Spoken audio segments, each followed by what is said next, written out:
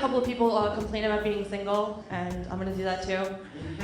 It's really hard to do in New York City, but like I'm sick of telling people that I'm single. So like when people ask now, I just tell them that I suffer from a very severe vitamin D deficiency. I'm here with Pauline Herveaux. Hi guys. She's a comedian, and I believe you have a lot of stuff going down here at Wave Street, right? Yeah, actually, I just recently started. Last week we had our first monthly comedy showcase that's basically trying to highlight the local homegrown talent, because we have a lot of that, as we've been talking about, and all these different things, and we're trying to really highlight what Staten Island has to offer. So those shows are once a month. Our next one's actually February 19th, so you guys can reach out to me for that. Okay, so as a comedian, I know I've shown a lot of artists, and I've shown actors. I've never had a comedian on the show before, so you're our first comedian. So tell us a little bit about what you're doing, what your goals are. Well, basically, I grew up my whole life like just really like a big fan of comedy, big fan of SNL, humor in general, and you know, my goal. People always ask like what your goal is, and if I can just make this hobby of mine like into a living and have it take me to places and meet people and entertain people that I would otherwise not see, that's basically the end goal. It's just you know, to entertain and to, you know, take the things that kind of suck and make them funny. So it's not so much about the fame as it's kind of getting the message and kind of the emotional response back. Basically, like so, like I feel like everybody should have a hobby, everybody should have a passion, and if that can incorporate like making people laugh and making yourself laugh at the same time, and kind of just finding like it's like the funny things and like the little bullshits that kind of happen throughout our lives, it just makes it all better. Have you kind of had any training, or did you just like pick it up one day? Yes and no. I mean, like I've always been pretty ridiculous, but I actually went to grad school at Hofstra, and I was in the speech communication, rhetoric, and performance program. So that incorporates like the public speaking and the gesticulation on stage and things like that. And while I was there, I saw that they actually had a group called Ha Ha Hofstra, which is kind of like an improv little comedy troupe. So I went to a couple of their meetings, and I saw these kids, some of them who were younger than me, some of them a little more nervous or shy, and there's all different types, and they were just, you know, putting on these skits and getting up in front of each other and telling jokes. I was like, wow, this is like, there's actually a way to start this. I had no idea how I could break into the industry like that, so they really gave me the opportunity to, you know, get up on stage for the first time and tell jokes, and instead of just making them my Facebook status. So do you find that you were a natural when you were on stage, or was it like a little nerve-wracking at first? The first time it was a little nerve-wracking, but it still went surprisingly well, and I think that was almost making me more nervous, like, oh my god, why is this working? Why are they laughing? Like, this is incredible.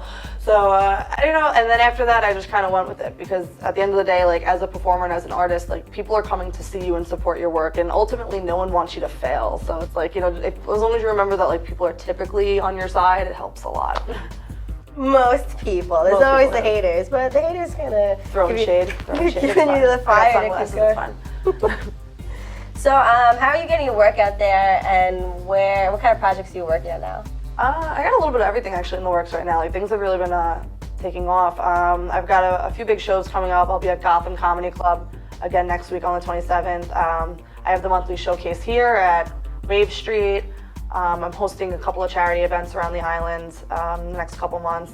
I'm actually also working with some friends on a feature film that's going to be called, what is it even called? Oh my god, The Exterminators. Sorry, The Exterminators. It's a comedy film, so that's going to be in production as well.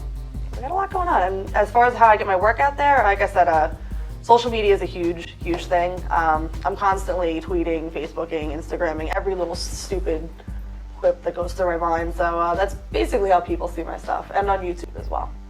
Oh, there's two things that I've seen recently that you didn't mention. First, I'm going to talk about the thirst book because I think it's hilarious. Second is, I saw something about the St. Patrick's Day parade and you being like, I don't know what they called it. The hibernation thing. I'm sure everybody's heard of Miss Staten Island, but there's actually something known as Miss Hibernia, and it's almost like the Irish version of Miss Staten Island, and it's the female representative for the Ancient Order of Hibernians, which is the Irish-American Cultural Society on Staten Island. So I was honored this year of being crowned Miss Hibernia 2015, and I'll be in the parade with my little sash and my crown waving to everybody. So while you're bar hopping, you know, watch out for that.